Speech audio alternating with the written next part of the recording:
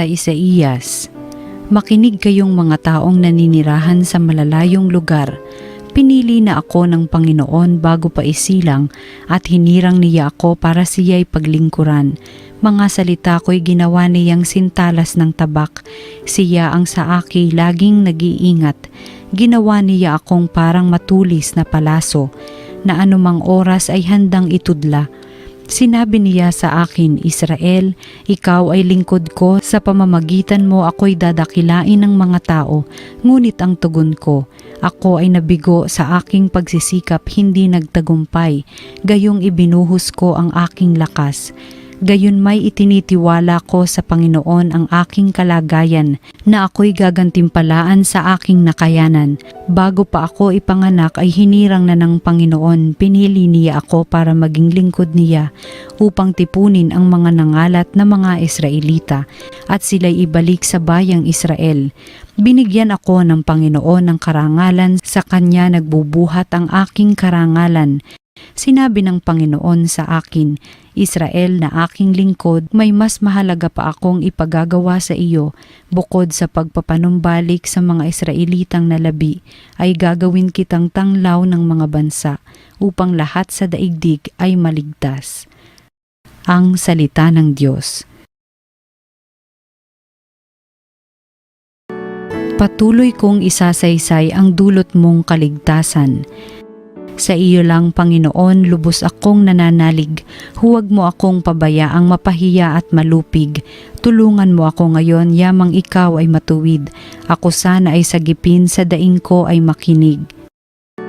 Patuloy kong isasaysay ang dulot mong kaligtasan.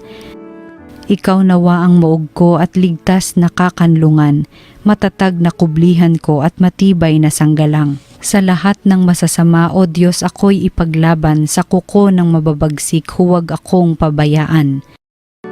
Patuloy kong isasaysay ang dulot mong kaligtasan. Panginoon, sa iyo ko inilagak ang pag-asa, maliit pang bata ako, sa iyo'y may tiwala na, sa simula at mula pa wala akong inasahang mag-iingat sa sarili kundi tanging ikaw lamang, kaya naman ikaw poon pupurihin araw-araw. Patuloy kong isasaysay ang dulot mong kaligtasan. Pagkat ikaw ay dakila, patuloy kong isasaysay, maghapon kong ihahayag ang dulot mong kaligtasan. Sa pulpa sa pagkabata ako'y iyong tinuruan, hanggang ngayoy sinasambit ang gawa mong hinangaan. Patuloy kong isasaysay ang dulot mong kaligtasan. Ang mabuting balita ng Panginoon ayon kay San Juan. Noong panahong iyon, habang nakahilig kasama ng kanyang mga alagad, nagugulumihan ang sinabi ni Jesus, Tandaan ninyo, ako'y ipagkakanulo ng isa sa inyo. Nagkatinginan ang mga alagad, hindi nila alam kung sino ang kanyang tinutukoy. Ang alagad na minamahal ni Jesus ay nakahilig, nakalapit niya. Kinalabit siya ni Simon Pedro at sinabi, Itanong mo kung sino ang tinutukoy niya. Kaya humilig siya sa dibdib ni Jesus at itinanong, Panginoon, sino po ba ang tinutukoy ninyo? Sumagot si Jesus, Ang ipagsawsaw ko ng tinapay, siya na nga. At nang maisawsaw ang tinapay, ibinigay niya ito kay Judas na anak ni Simon Iscariote. Nang matanggap na ni Judas ang tinapay, si Satanas ay pumasok sa kanya.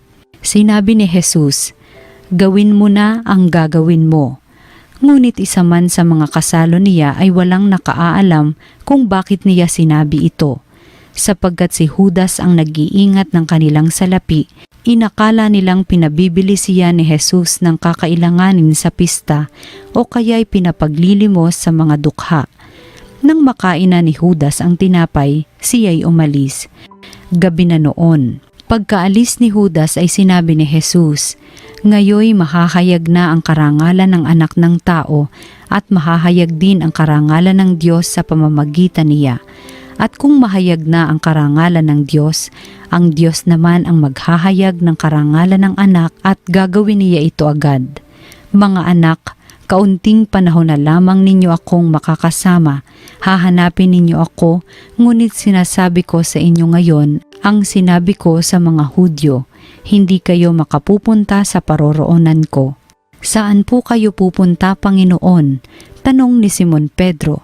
Sumagot si Jesus, sa paroroonan ko'y hindi ka makasusunod ngayon, ngunit susunod ka pagkatapos. Bakit po hindi ako makasusunod sa inyo ngayon? Tanong ni Pedro. Buhay ko may iaalay ko dahil sa inyo. Sumagot si Jesus, iaalay mo ang iyong buhay dahil sa akin. Tandaan mo, bago tumilaok ang manok, may 3 mo akong itatatwa. Ang mabuting balita ng Panginoon. Pinupuri ka namin, Panginoong Hesus. Magandang araw po sa inyong lahat. Halina po't pagnilayan natin ang salita ng Diyos. Sa ating ebanghelyo, ang setup na narinig natin ay ang huling hapunan. At sa huling hapunan, nakita natin ang pag-aalay ng ating Panginoon na ibinibigay niya ang kanyang sarili bilang pagkain. At pagkatapos nito, hindi lang sila basta kumain, nagkaroon na rin ng kwentuhan, fellowship. Si Juan, nakahimlay sa kanyang dibdib, pagpapakita ng kanilang closeness. Gusto ng ating Panginoon na ando doon lahat, nakikinabang lahat sa kanyang pagkaing inihandog. Dahil alam niya na yung kanyang pagkain kayang baguhin ang bawat isa. Pero, sa pusong sarado, kahit anong gusto ng ating Panginoon, papaano niya mapapasok ito kung sara na nga? Gaya ng puso ni Judas. Ang puso ni Judas. Nagsabi na ang ating Panginoon, isa sa inyo ipagkakanulo ako. One of you will betray me. What's the tone of Jesus? Was he like, manda ka ha? Kung sino ka man na tatraidorin ako, abay lintik ka. Hindi ganun eh. Sa kanya ay panawagan. Mayroon sa inyong nag-iisip ng masama, ipagkakanulo ako. That declaration is an invitation to have a change of heart. Because Jesus knew who will it be, but that He gives that as an opportunity for that person to think twice, for that person to reconsider what he's about to do. A gentle invitation not to fall on sin, but an invitation to fall on Him, to fall in love with the Lord. But Jesus knew the heart of the betrayer, and He is so convinced of what He's about to do. But still, Jesus insisted, gawin mo na kung anong kailangan mong gawin. Was it really pushing Him, triggering Him so that He will push that betrayal? I do believe in the heart of Jesus, gawin mo kung anong dapat mong gawin. Ano bang dapat? Ang dapat gawin yung tama. Hindi naman ipag-uutos ni Jesus na gawin mo yung mali. Gawin mo yung masama. Magkasala ka. Gawin mo kung anong dapat mong gawin. Ang dapat ginagawa ay tamang ginagawa. And that's in the heart of Jesus. Gawin mo kung anong dapat mong gawin.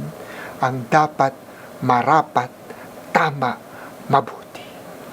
Pero sarado, hindi ang tinig ni Jesus ang naririnig, sapagkat ngayon kumbinsido na ang traidor, gawin ang kanyang agenda, gawin kung anong kanyang gusto, sumanib na sa kanya ang demonyo at ang boses ng demonyo ang napapakinggan niya mas malakas kaysa sa boses ni Jesus.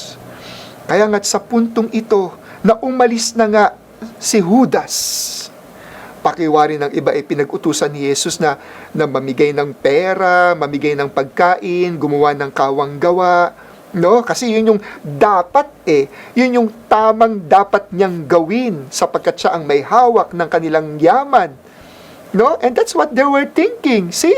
Even the disciples were thinking, he'll do charitable works, he'll do good, he'll do what Jesus wants. But he did not do what Jesus wanted because he insisted on what he wants.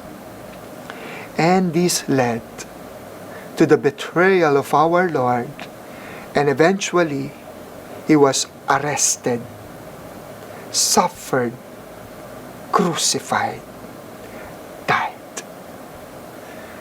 But here let us reflect on the heart of Jesus, because Jesus would always plead to us, so that we may always be convinced on doing what is right and doing what is good, so that we may choose Him more than choosing our own selves. Despite of what He's about to do, pinakitunguhan pa rin siya ni Jesus. Hinugasan pa rin ang kanyang paa, pinakain pa rin, at isinama pa rin sa kanyang hapagkainan in their fellowship. Because at the heart of Jesus, He would want to radiate and effect in Judas the virus of His love. Gustong hawaan ni Jesus ng kabutihan si Judas. Pero ito nakikita natin, kahit anong gusto ng Diyos, kung di natin gugustuhin, kahinaan, siguro nga tayo ang kahinaan ng Diyos, sapagkat kayang-kaya naman niya talaga ipagpilitan, sapagkat Diyos siya. Pero dito nakita natin, God made us His image and likeness with freedom, and yes, with true freedom. But was Judas free to do whatever he wants? No, because that's misuse of freedom. For freedom to be freedom, it is always aligned to the good. For our freedom is relative, yes, never absolute, but relative to the giver, relative to God, who is the giver of our freedom. Totoo, sapagkat tunay tayong malaya kung tama, mabuti, marapat ang ating ginagawa. Sapagkat walang sabit, tunay na malaya. Sige, gawin mo kung anong gusto mo. Malaya ka. Pero you end up what? In chaos. You end up what? In misery. You end up what? Not happy. Because you just choose to do what you want to do. But when you want to do that which is good, that which is in accord with God's will, then you are truly free. Mga kapatid, halina't pakinggan natin ang panawagan ni Jesus na lumapit sa Kanya, makinig sa Kanya. Huwag masyadong sarili ang pakinggan natin, sapagkat dinadala tayo nito sa kalayuan, sa kaguluhan. And if we choose to do what we want to do, just what we want to do, we end up betraying the Lord. And let us not be the traitor of Jesus, but let us be the follower, the obedient Son of our Lord. Amen.